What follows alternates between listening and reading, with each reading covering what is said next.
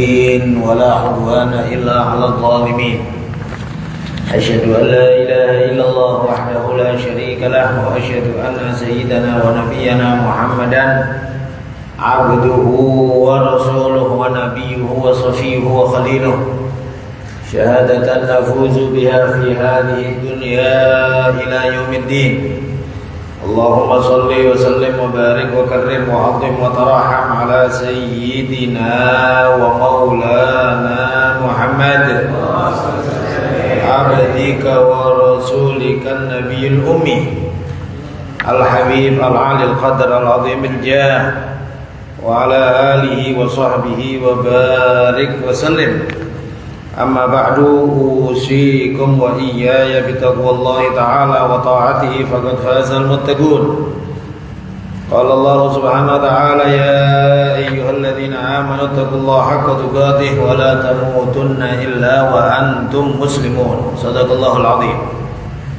Ma'asyiral hadirin wal hadirat yang terhormat pengurus PKM Masjid Al-Ihsan, para tokoh masyarakat dan semua yang hadir, mudah-mudahan kita semuanya selalu dalam lindungan Allah Subhanahu wa taala, dalam keberkahan dari Allah Subhanahu wa taala, dan insyaallah nikmat-nikmat yang ada dijaga oleh Allah dan Allah menyempurnakan nikmat-nikmat tersebut insyaallah dunia akhirat. Amin ya rabbal alamin. Alhamdulillah atas semua anugerah dan nikmat yang telah diberikan oleh Allah. Salawat dan salam mudah-mudahan selalu dihaturkan kepada baginda Nabi Muhammad sallallahu alaihi wasallam, keluarga, sahabat dan semua pengikutnya ila yaumil qiyamah. Hadirin hadirat rahimakumullah, masih di dalam kitab Syama'il Al-Muhammadiyah untuk lebih mengenal pribadi zahir dari baginda Nabi Muhammad sallallahu alaihi wasallam yang semuanya adalah uswatun hasanah, semuanya adalah budi pekerti yang baik dan yang terbaik dari semua yang baik, apakah itu dalam bentuk fisik beliau atau hal-hal yang beliau lakukan dan biasakan, dan juga bahkan pakaian-pakaian beliau dan lain sebagainya. Akhir dari pembahasan kita membahas tentang masalah celaknya baginda Nabi Muhammad sallallahu alaihi wasallam, dan masih di hadis-hadis terakhir tentang masalah celak. Namun kita menjanjikan untuk setiap kalau ada sahabat atau tabi'in ya disebutkan dalam riwayat hadis tersebut, maka kita akan menjelaskan sedikit dari manaqib supaya kita mengenal orang-orang saleh dan juga generasi pertama dari umat ini yang membawa agama dan juga menyebarkan agama sampailah kepada kita. Dan disebutkan dalam riwayat inda dzikri sholihin tanzilur rahmah, ketika disebut orang-orang saleh maka turunnya rahmat Allah subhanahu wa ta'ala. Apalagi seorang tabi'in atau seorang sahabat yang tidak tertandingin kemuliaannya, karena yaitu tadi, karena pondasi agama berada di tangan mereka. Ya, pastinya karena pondasi maka itulah yang menjadi kokohnya agama. Jadi sebab kokohnya agama, maka kemuliaan demikian juga lah kemuliaan seseorang itu dalam dunia dakwah memang as-sabaq, siapa yang dahulu, ya, qal as-sabiqun ulaikal muqarrabun di dalam surat Al-Waqiah.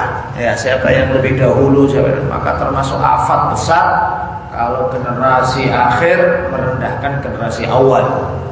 Ya, termasuk penyakit dakwah parah, kesombongan parah kalau seorang dai kemudian merendahkan generasi yang sebelumnya atau yang mendahulunya. Ya, sering kita sampaikan di beberapa acara tahlil, di antara ridho Allah yang dipastikan setelah sahabat muhajirin dan ansar, Allah menyebutkan walladzina ja'u min ba'dihim yaquluna rabbana ighfir lana wa li ikhwanina alladhina sabaquna bil iman.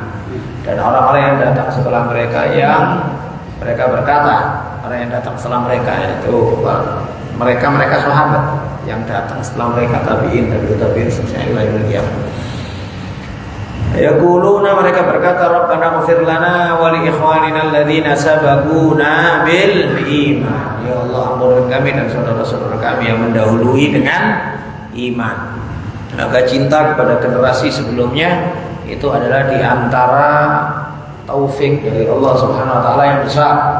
Ya, di antara taufik besar seseorang itu menghormati generasi pertamanya. Dan demikian juga sabda baginda Nabi Muhammad sallallahu alaihi wasallam.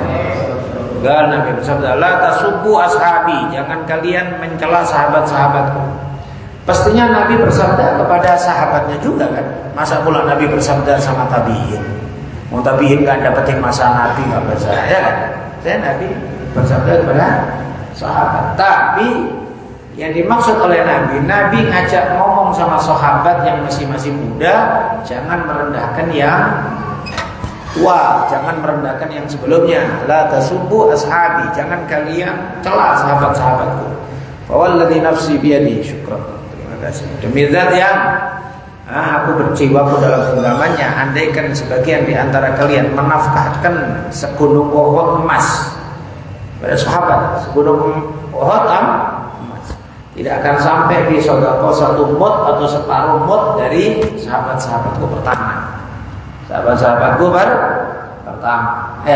Ini padahal antar sahabat.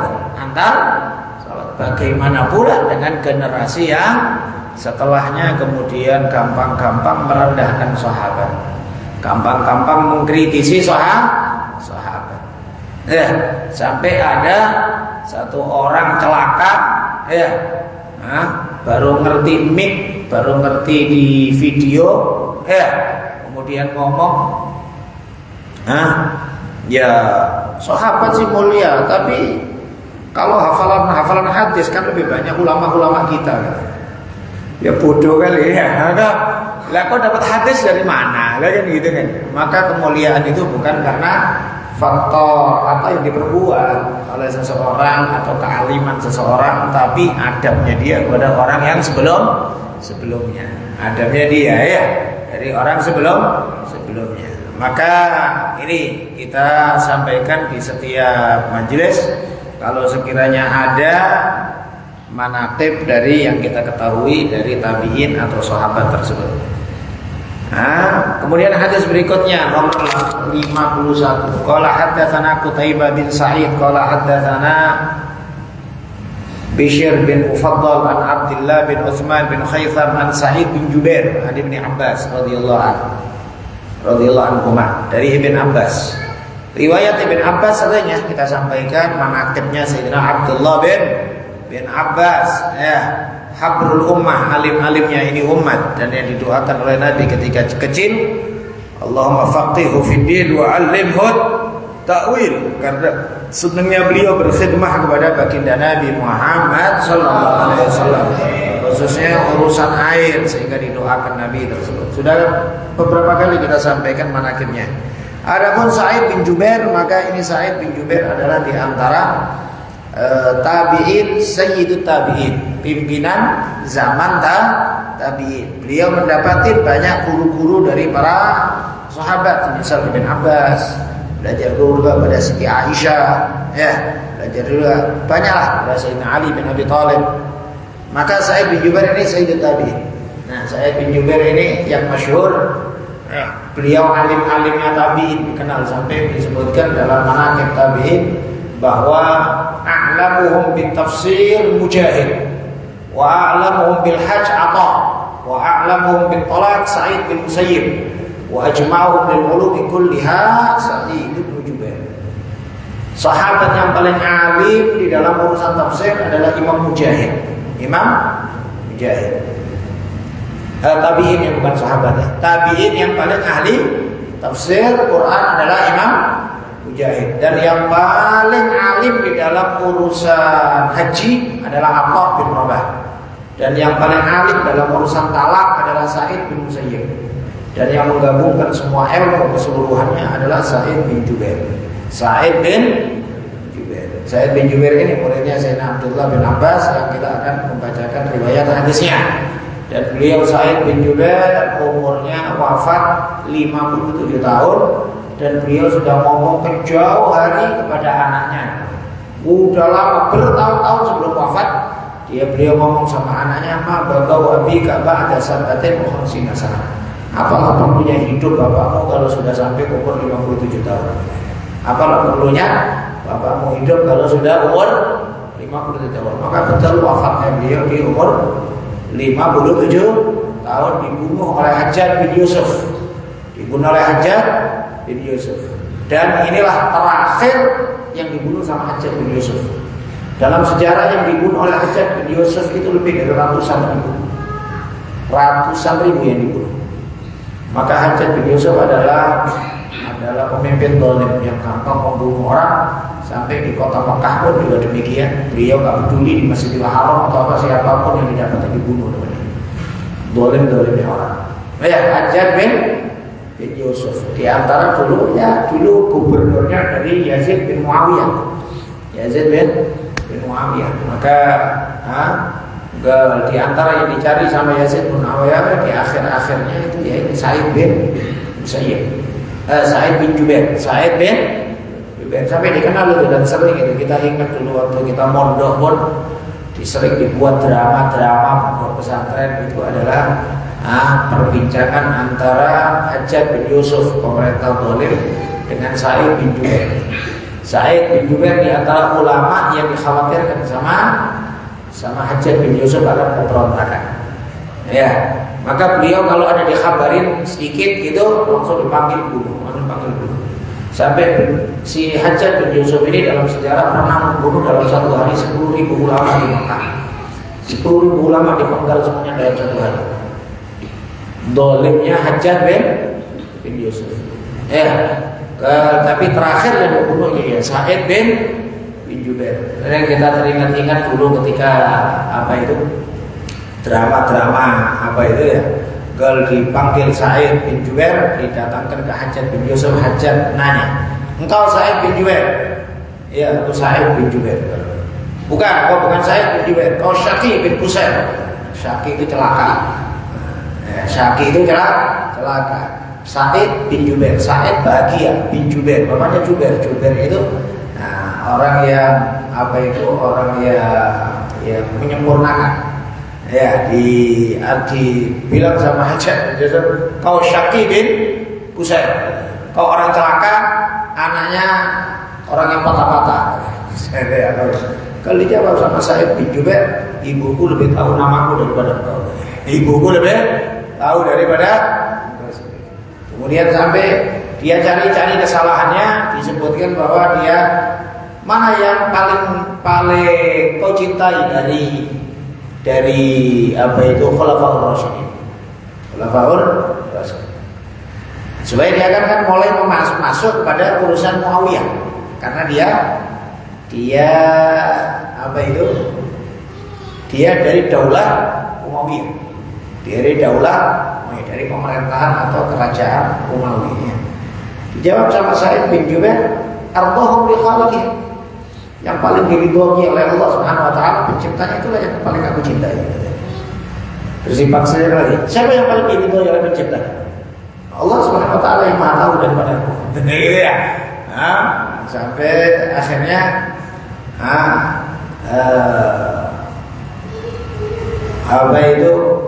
mau dibunuh sama Hajjaj bin Yusuf. Beliau mengatakan, "Wajjahtu wajhi billadzi fatara as-samawati wal arda hanifan musliman wa ma ana minal musyrikin." Ya. Dia ngadep kiblat, ya, "Wajjahtu wajhi billadzi fatara as-samawati." Aku hadapkan mukaku. Katanya Hajjaj bin Yusuf, palingkan dia dari Ka'bah. Dibandingkan padahal dia baca, "Billahil masyriq wal maghrib fa inna ma tuwallu fa thamma wajhullah." Allah yang memiliki timur dan barat dan semua arah. Kau arahkan kemanapun di sana ada Allah. Kubu ala wajih, katanya si Hajjaj bin Yusuf.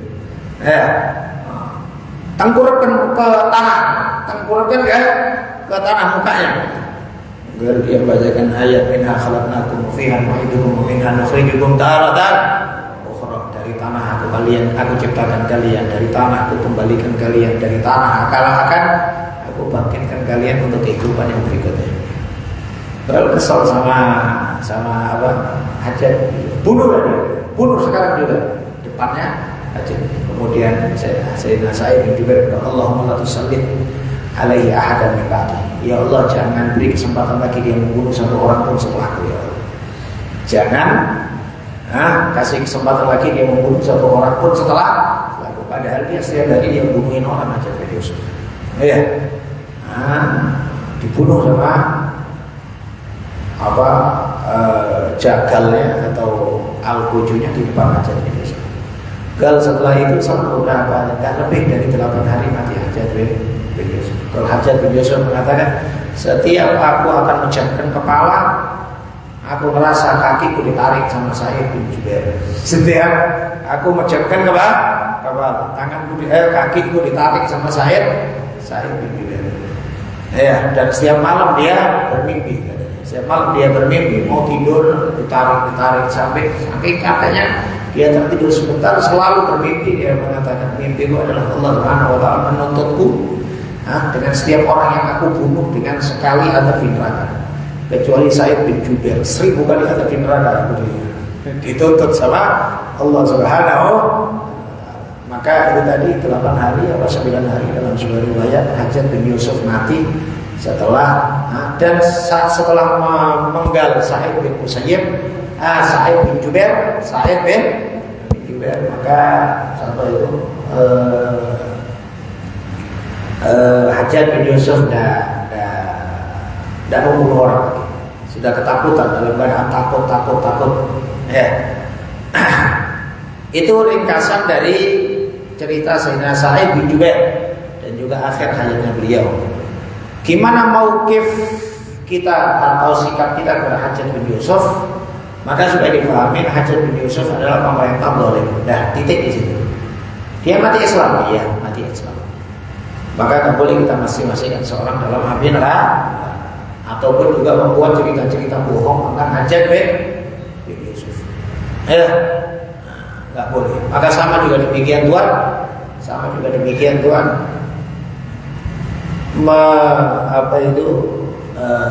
menyikapi pemerintahan zalim. Bukan bahwa kemudian kita membuat kebohongan yang penting dia jatuh di tengah masyarakat. Semua perkara hak itu tidak perlu kebohongan. Semua perkara hak tidak memerlukan kebohongan, tidak memerlukan emosi, tidak memerlukan ego, tidak memerlukan dan lain sebagainya. Hak itu benar dengan haknya itu sendiri. Maka tidak perlu kemudian kayak orang-orang Yahudi bikin kebohongan untuk memuliakan nabi-nabi mereka. Nabi mereka mulia, nggak perlu pakai kebohongan kita memuliakan nabi, semua nabi. Sama juga demikian dalam menjelaskan kebenaran tidak perlu pakai perkara-perkara batin. Maka termasuk juga lafaz orang ahli ilmu, di antaranya ingin cari cerita-cerita yang aneh-aneh, yang hebat-hebat, padahal itu adalah tidak ada dasar sama sekali. Nggak ada dasar. Maka di sini kita sampaikan juga demikian. Kadang-kadang juga mungkin benci sama pemerintahan yang zalim. Terus kemudian membabi buta. Membabi buta. Katanya pun babi buta, udah babi buta pula kan ya. Membabi buta, udah babi buta pula. Apa sekarang ya. Jadi istilahnya itu hati-hati di dalam menyampaikan sesuatu informasi. Kalau sekiranya kita nggak yakin, nggak tahu, nggak usah disebar-sebarkan Tuhan. Kan? Bukan mempermasalahkan kok kemudian dukung rezim, dukung apa segala. Kadang-kadang orang kayak gitu. Kita nggak ikut share, dipikirnya dukung rezim. Apa urusan rezim sama kita? Tapi kita yang lebih kita khawatirkan adalah tuntutan Allah Subhanahu wa ta'ala. Bahkan masanya Hajjaj bin Yusuf itu kan masih ada beberapa sahabat. Di antaranya Sayyidina Abdullah bin Zubair bin Awwam itu kan diserang dan matinya di tangan Hajjaj bin Yusuf. Abdullah bin Zubair bin Awam sahabat. Nah, Abdullah bin Abbas masih dapetin masanya Sayyidina Abdullah bin Abbas masih dapetin masanya dolimnya Hajjaj bin Yusuf. Kalau ada satu orang cerita-cerita akan keburukannya Hajjaj bin Yusuf, di depan sahabat, kemudian sahabat ini mengatakan, kira-kira kalau Hajjaj bin Yusuf ada di depan sini, kau ngomong hal tersebut? Kira-kira ada Hajjaj bin Yusuf, kau ngomong kayak gini kan? Kalau tidak berani lah. Kalau katanya sahabat ini, kunna na'udhu fi zaman fi asmi Rasulullah nifaqan. Kami menganggap dulu di masa Rasulullah yang kayak gini ini sudah munafik. Kita tidak berani ngomong di depannya. Ya, ngomong di depannya bagus-bagus, ngomong di belakang buruk-buruk. Ya, ini padahal sama pemerintah boleh. Ya, kalau disebutkan juga riwayat siapa itu? Sayyidina Abdullah bin Umar atau Sayyidina yang mengatakan, Allah Subhanahu wa taala akan menegakkan keadilan untuk orang-orang yang didolimi sama Hajjaj bin Yusuf. Sebagaimana juga Allah juga Maha Adil kepada orang-orang yang mencela Hajjaj bin Yusuf. Ya kan? Allah Maha Adil sehingga yang dibunuh, yang didolimi sama Hajjaj bin Yusuf akan diambil haknya oleh Allah dari Hajjaj bin Yusuf. Tapi jangan kemudian kalian menganggap Allah hanya adil untuk menuntut haknya orang-orang yang terdolimi Hajjaj, kemudian Hajjaj menuntut keadilan kepada Allah kepada orang-orang yang mendolimi dia. Ya, maka kalaupun lah harus menceritakan, ceritakanlah yang memang benar, bukan apa itu. Karena disebutkan memang seseorang yang memang mutajahir bil fisik, orang yang memang sengaja dan nyata-nyata berbuat salah, maka tidak ada kehormatan dia. Itu memang ada di dalam kaidah dalam berinteraksi sama orang ya. Sehingga disebutkan kalau orang berdosa tapi dia sembunyi-sembunyi, nggak boleh disebutkan kesalahannya dia. Dan kepada hal tersebutlah diarahkan hadis baginda Nabi Muhammad SAW, man ayyara akhahu bidzambin lam yamut hatta yuftinahu bidzambin mithlihi aw kama qala. Tidaklah seseorang mencela saudaranya atas sebuah dosa, atas sebuah dia mencela, kecuali Allah tidak akan mematikan dia sebelum Allah Subhanahu wa taala memuji dia dengan dosa yang dia cela kepada saudaranya tadi. Nah, apalagi dia sudah taubat, maka jangan ceritakan kesalahan orang. Nah, jangan ceritakan kesalahan orang. Allah Maha Adil. Ya Maha Adilnya bukan kemauan kita aja lah. Semua orang yang terzalimin juga akan nuntut kan gitu kan. Maka hati-hati, khususnya dosa yang berhubungan apalagi sampai menyebar kemana-mana dan Anda menjadi sebab tersebarnya. Andaikan ingkana shadiqan, kalau itu betul, fa kaifa ingkana kadiban, gimana pula kalau dia yang berdosa, dia pula yang fitnah. Umpamanya benar loh. Mungkin masyhur sama kalian, mungkin di media-media sosial ada satu orang menisbatkan kepada Sayyidi Habib Umar. Ya Allah alam, saya nggak dengar sendiri dari beliau atau dari orang yang, tapi masyhur di media sosial ada satu orang benci sama Sayyidi Habib Umar, kemudian menyebarkan keburukan Sayyidi Habib Umar. Kemudian selang beberapa tahun kemudian dia minta maaf sama Habib Umar.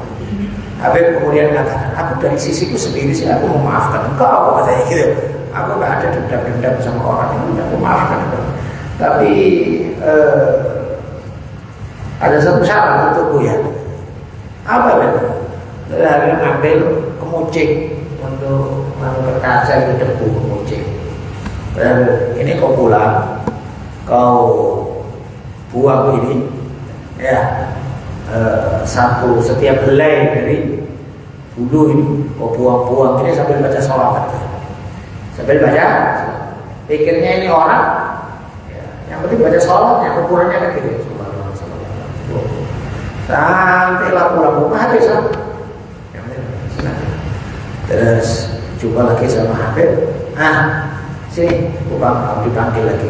Ya, kalau sudah kau buat bulu-bulunya kemucing. Sudah pakai sholawat. Iya.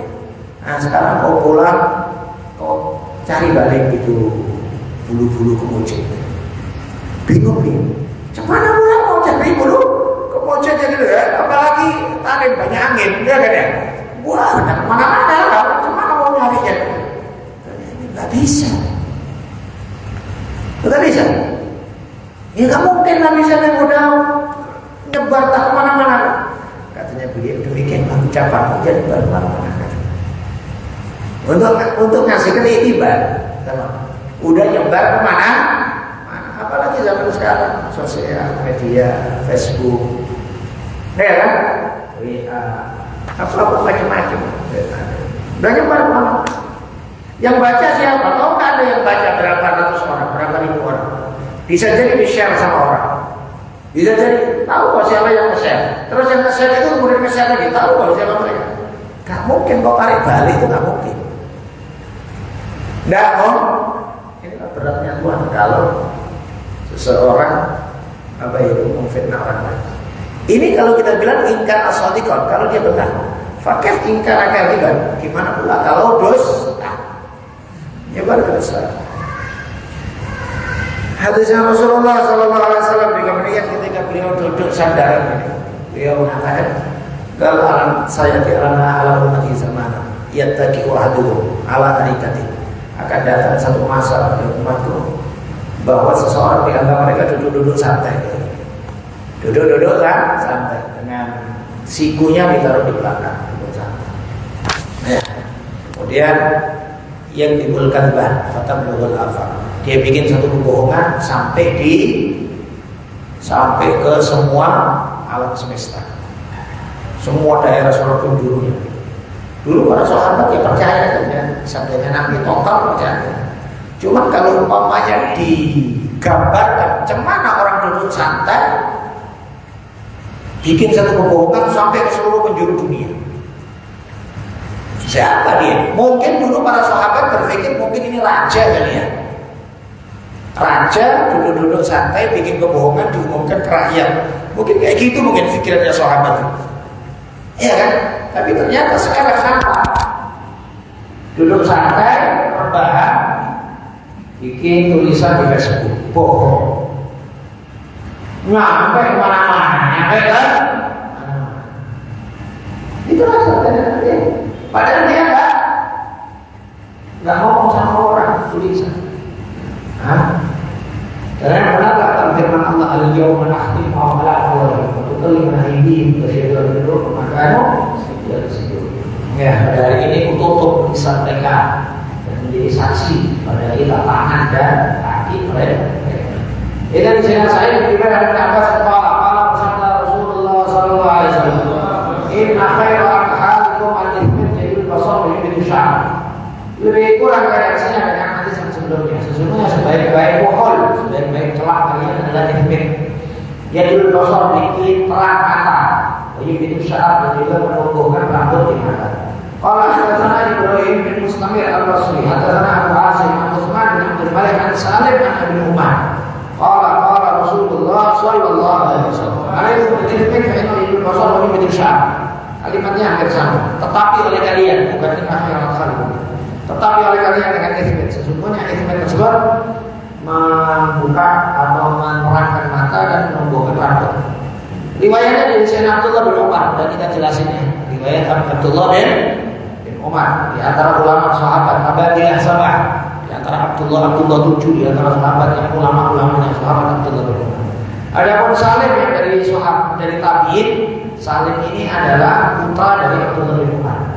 Salim bin Abdullah bin Umar. Salim bin Abdullah bin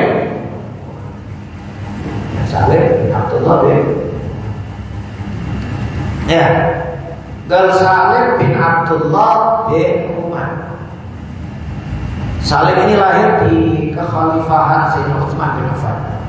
Kekhilafahan Sayyidina Utsman bin Affan. Karena itu masalah beliau tadi, putra Abdullah bin Umar. Salim ini ibunya itu Ummul Aulad. Maksudnya ibunya itu adalah awalnya budak.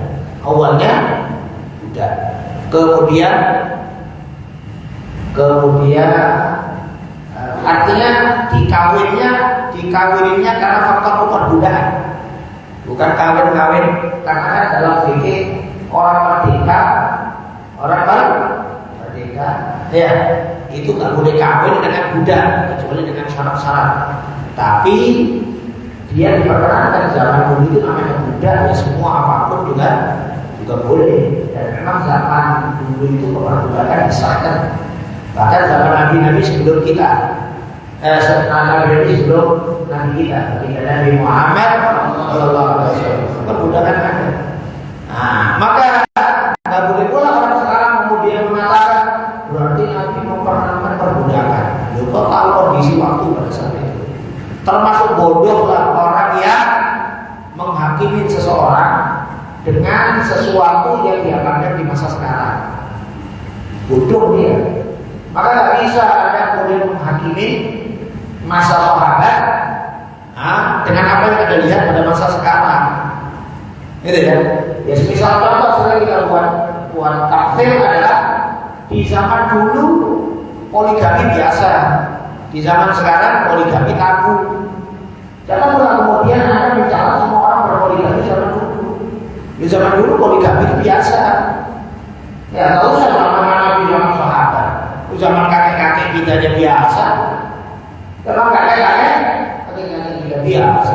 Malah dianggap orang mulia bisa poligami. Terus selalu kemudian orang merendahkan dari poligami. Sama juga demikian tentang urusan perbudakan. Gimana zaman dulu? Zaman dulu perbudakan itu sah. Maka jangan pula kemudian, berarti kan lebih cerdas orang sekarang. Tidak bisa. Nah, tidak bisa pula orang ada ini. Maka itu termasuk adalah penyakit iman.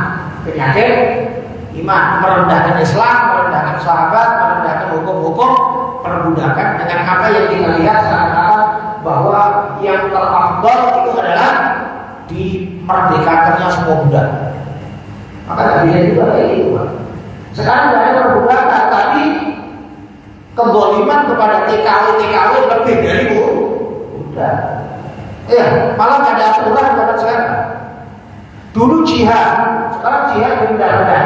Padahal jihad itu lebih sempurna dalam aturan-aturannya. Nabi menyatakan dalam jihad tidak boleh bunuh orang tua, tidak boleh bunuh perempuan, tidak boleh bunuh anak-anak, tidak boleh merusak tempat ibadah, tidak boleh merusak pepohonan, tidak boleh. Ketentuan dari Nabi di semua jihad. Ya, sekarang malah korban pertama adalah penduduk sipil. Korban pertama tidak ada aturan tambah kaki. Dan lagi pula harusnya kita harus memaklumi ketika pada zaman dulu ya, para budak-budak itu malah lebih senang jadi budak sama Nabi, sama sahabat, sama tabi'in daripada mereka lepas keluar sendiri. Ya kan? Nah, pernah kita sampaikan beberapa waktu lalu kan, ya Maulana bin Abbas, yang dia sampai disebutkan dia belajarnya pertama kali adalah sampai diikat kakinya sama Sayyidina Abdullah bin Abbas supaya belajar hadis sampai akhirnya jadi orang alim. Ya. Sayyidina Abdullah bin Umar, ya. Sayyidina Nafi, boleh budak. Nah ini saat ini putranya Abdullah bin Umar, cucunya Umar bin Khattab. Bahkan disebutkan asybahun nas bin Umar bin Khattab.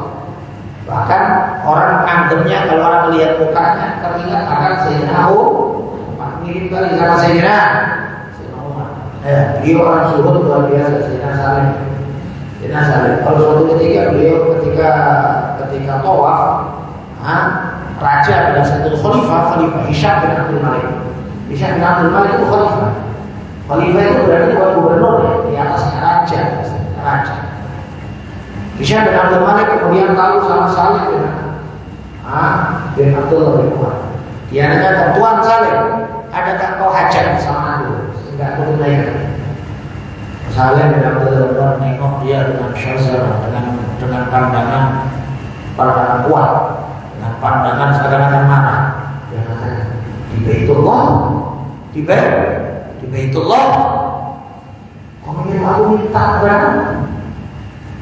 Gak malu loh, nyuruh aku minta sama lu. Lalu terjadi, kalau lagi raja gitu. Coba kalau sekarang kita di masjid lagi mau Jumatan, ya presiden ngomong ada perlu pembangunan pondok atau apa? Boleh kesempatan ya. Ini Lagi tawaf ditanyain sama Khalifah. Malahan enggak Hisham bin Abdul Malik mundur. Lalu kemudian selesai dia tawaf, selesai dia salat, dia keluar dikejar sama Hisham.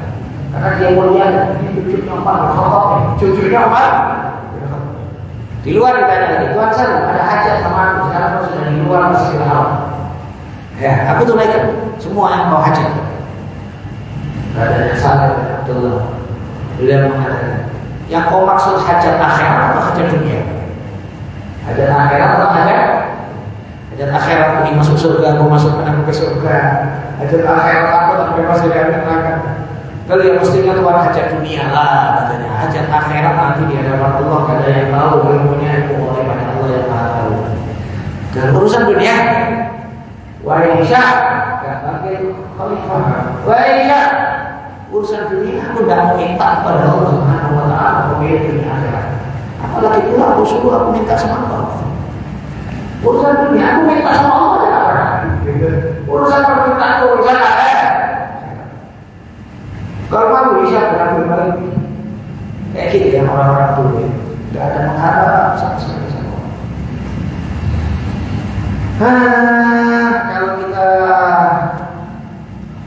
kita berpikir dengan kita berpikir dengan apalah yang ada harapan dari orang, apa yang ada harapan dari orang.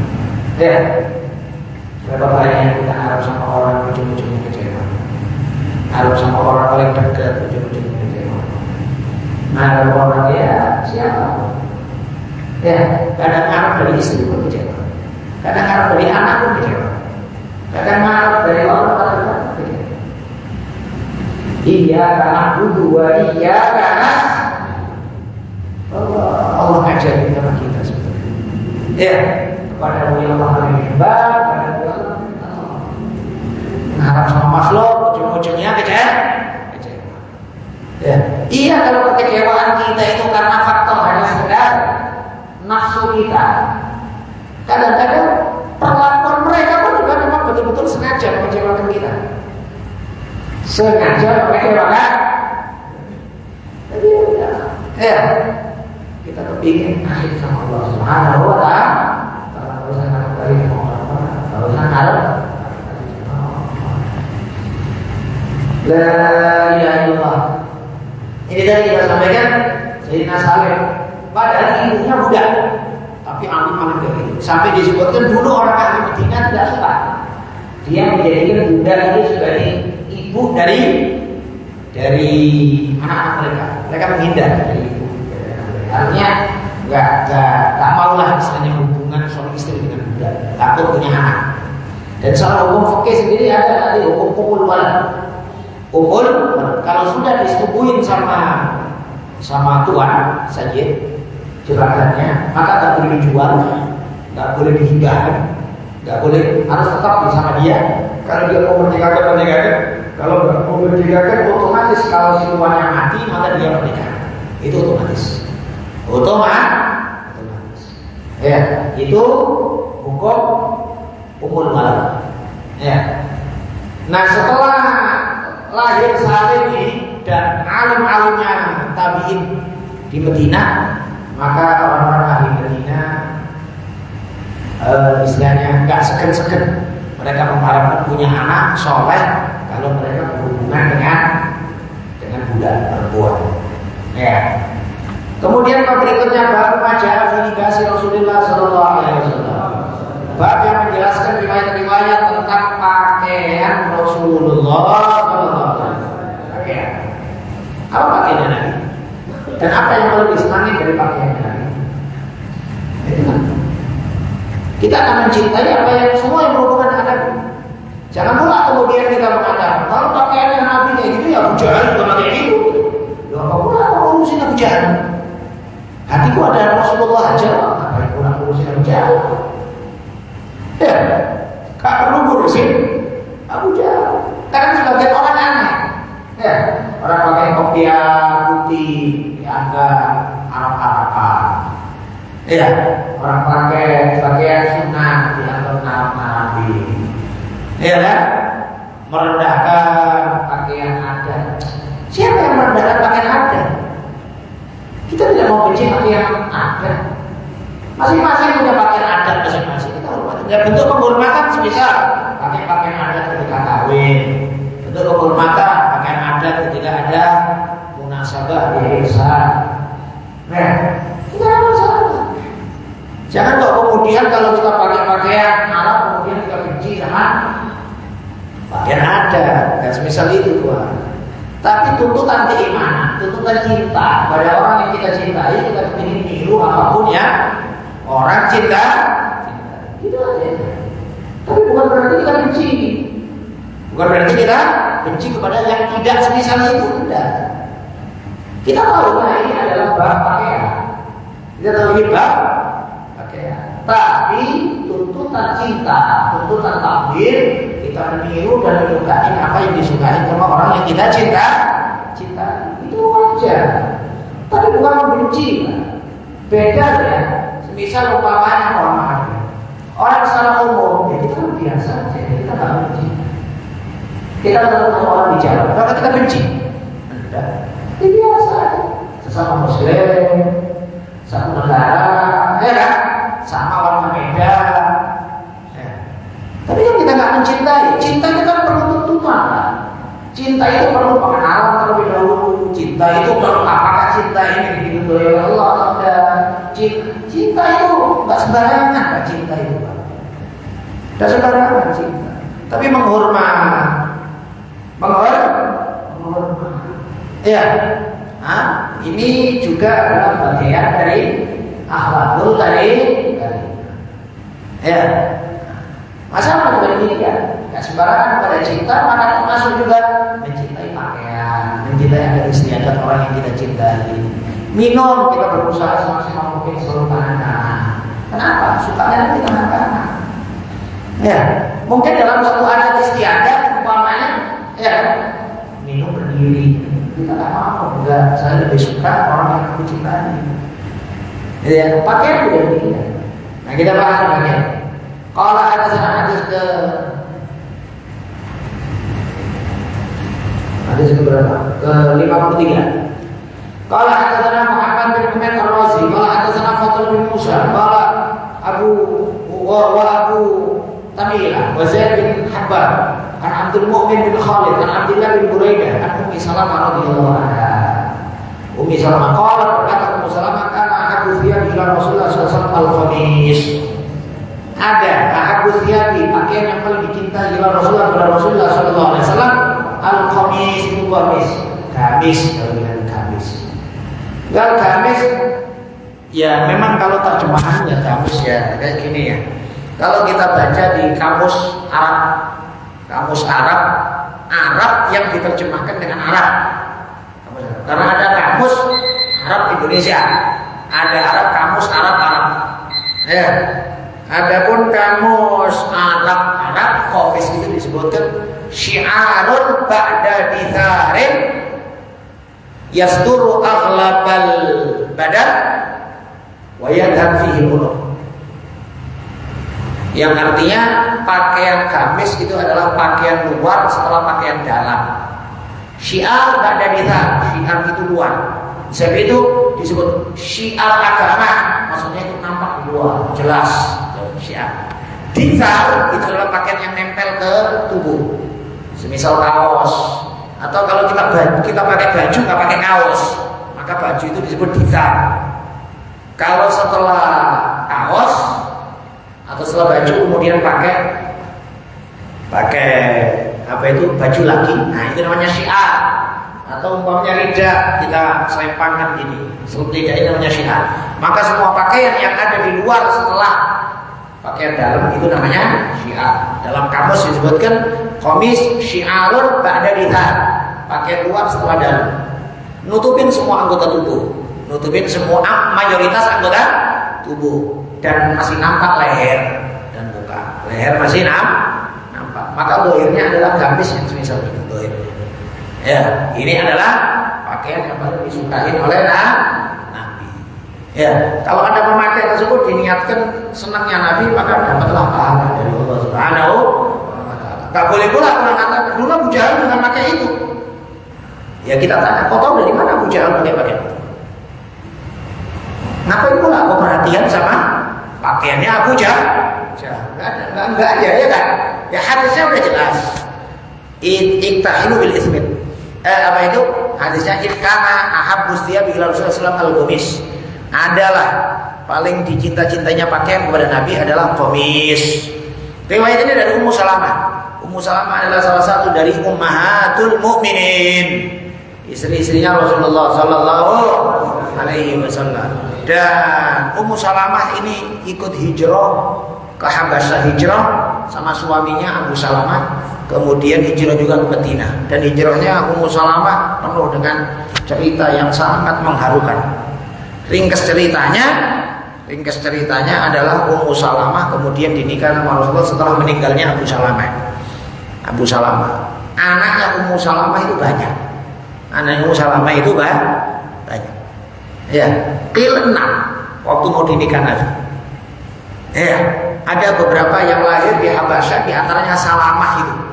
Salamah sehingga lebih dikenal Ummu Salamah. Namanya Ummu Salamah Hindun bin Abi Umayyah Al-Quraisy.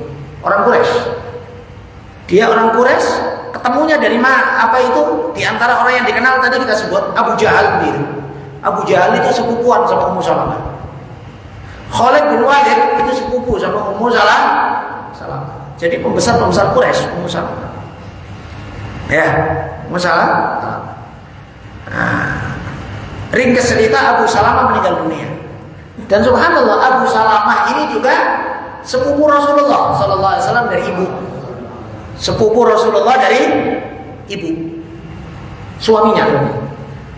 Dan juga ada riwayat bahwa Abu Salamah ini juga saudara rodoknya Nabi. Saudara rodoknya Ummu Salamah dinikah sama Abu Salamah. Kemudian hijrah ke Habasyah. Setelah hijrah Habasyah kemudian balik ke kota Mekah. Masuk kota Mekah sembunyi-sembunyi. Kemudian minta dilindungi oleh Abu Thalib. Kenapa minta lindungan Abu Thalib? Karena ibunya Abu Salamah itu adiknya Abu Thalib. Itu tadi kita sampaikan bahwa Abu Salamah ini sepupuan sama Nabi. Ibunya Abu Salamah, suaminya Ummu Salamah, itu ibunya saudaranya abah Nabi, saudaranya Abu Thalib, adiknya. Gitu ya, masih sepupuan sama Nabi. Nah, kemudian hijrah lagi. Dan tadi kita sampaikan hijrah ke Madinah penuh dengan cerita yang luar biasa. Sampai disebutkan tarik-tarikan anaknya Abu Salamah ini digendong Ummu Salamah, tapi ditarik-tarik sama orang Quraisy sampai lepas tangannya anaknya. Kemudian Abu Salamah bisa lari pergi ke Madinah, kemudian Ummu Salamah sendirian. Ummu Salamah nggak berani berangkat sendiri ke Madinah, bicara Pak perempuan sendiri cuma nggak tahu jalan. Ya, maka dia selalu nangisin tempat tersebut, datang nangis berhari-hari. Sampai orang-orang, sebagian orang Quraisy yang kasihan katakan, udahlah jangan ditahan-tahan lagi itu, siapa itu Ummu Salamah, udah wanita gila, udah biarin aja lah, biar ke Madinah. Akhirnya suatu hari ketemu sama seorang laki-laki, yang mau ke Madinah, kemudian diantar. Kalau subhanallah, seorang laki-laki Arab ya, meskipun pada zaman jahiliyah tapi masih ada orang baik yang disebutkan tidak pernah mengajak ngomong kepada Ummu Salamah ini karena bukan mahramnya. Selalu dia berada di depannya sambil nuntun onta sampai kota Madinah. Kemudian suaminya Abu Salamah meninggal dunia setelah perang Uhud. Jadi beliau ada lukanya ketika perang Badar. Kemudian luka setelah perang Badar itu kemudian nutup sendiri. Kemudian ikut perang Uhud. Perang Uhud pun juga demikian. Dia kena luka tapi subhanallah nutup sendiri. Lukanya dong. Sampai Rasulullah setelah perang Uhud masih memberi tampuk kepemimpinan kepada Abu Salamah untuk perang melawan satu suku. Sariyah namanya ya. Sariyah itu perang yang Nabi tidak ikut. Dipimpin sama Abu Salamah ke arah Taif. Jauh Madinah Taif ya. Ke arah dekat-dekat Taif, Thaqif. Jauh dah ya. Peperangan selesai, menang, pulang, baru beberapa hari pulang, penyakitnya terbuka sendiri, meninggal dunia. Penyakitnya terbuka sendiri, meninggal dunia. Meninggal dunia, selesai iddahnya, datanglah lamaran baginda Nabi Muhammad sallallahu alaihi wasallam. Ya, datang lamaran Nabi. Gak ditanya sama perempuan-perempuan, kok bisa Nabi melamar engkau? Lihat kau paling tua-tuanya istri Nabi Ummu Salamah. Dari segi umur paling tua-tuanya Ummu Salamah. Anaknya banyak. Kalau Ummu Salamah menyebut, aku teringat dulu waktu ikut ngaji sama Rasulullah, ada taklim, ada majelis. Nabi bersabda, tidaklah seorang kena musibah, tidaklah seorang kena. Kemudian dia berdoa, Allahumma ajurni fi musibati wa akhlifni khairan minha. Ya Allah, berilah aku pahala dalam musibahku ini dan gantikan yang terbaik untukku daripada musibah ini. Daripada musibah ini, gantikan untukku yang lebih baik daripada musibah. Setelah mengucapkan itu, kemudian katanya Ummu Salamah, aku berpikir, kalau diberi pahala atas musibah, aku yakin Allah Maha Pemurah. Tapi diberi ganti yang lebih baik. Siapa yang lebih baik dari Ummu Salamah? Siapa pula yang lebih baik dari Ummu Salamah? Sahabat soleh, alim, ikut hijrah 2 kali, semua perangnya Nabi ikut. Siapa pula yang lebih? Dan aku udah tua, katanya aku udah. Siapa pula yang lebih? Terus gak nyangka-nyangka datang lamaran Rasulullah Sallallahu Alaihi Wasallam. Ummu Salamah gak kepikir sama sekali kalau Rasulullah. Udah datang lamaran, datang pula sama Rasulullah dia. Ya Rasulullah, aku menerima lamaranmu ya Rasulullah, tapi ya Rasulullah, aku punya anak banyak. Dan aku ini perempuan yang kecemburu ya Rasulullah. Sedangkan istriku banyak. Cobalah, udah dilamar sama Rasulullah masih model aja minta macam-macam, ya kan ya? Rasulullah, anakku banyak. Ya Rasulullah, aku cemburu. Masih pula kan? Ya, tapi ya itulah karena pinternya wanita itu. Rasulullah bersabda, anak kamu anakku, anak kamu adalah anak. Aku akan nafkahi semuanya. Adapun cemburu, aku mohon sama Allah untuk Allah menghilangkan darimu sifat cemburu. Allah menghilangkan darimu sifat cemburu. Maka dihilangkan sifat cemburu, gak ada sama sekali. Dan Ummu Salamah orang yang paling tidak mencemburu setelah orang lain. Bahkan tidak jarang Ummu Salamah dan demi untuk senangnya Rasulullah, dia bilang, ya Rasulullah, malamku ku kasihkan sama Aisyah. Malamku ku kasihkan sama Aisyah. Senang Rasulullah. Rasulullah.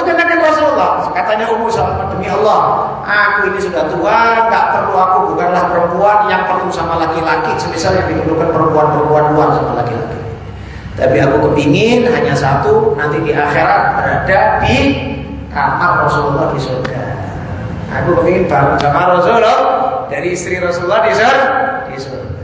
Ya, katanya beliau, aku wanita yang bukanlah kepingin sama laki-laki, seperti kepinginnya perempuan sama laki-laki. Sudah tua beliau, udah tua. Bukannya kan, tapi hari-harinya udah dikasihkan sama Siti Aisyah.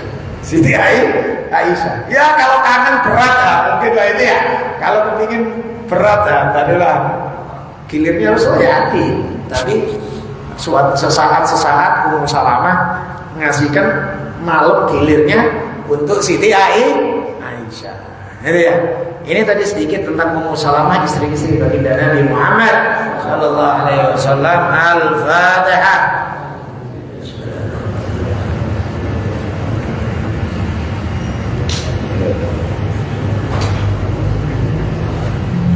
Bismillahirrahmanirrahim. Allahumma shalli wa sallim ala sayyidina Muhammad wa alihi wa sahbihi ajma'in.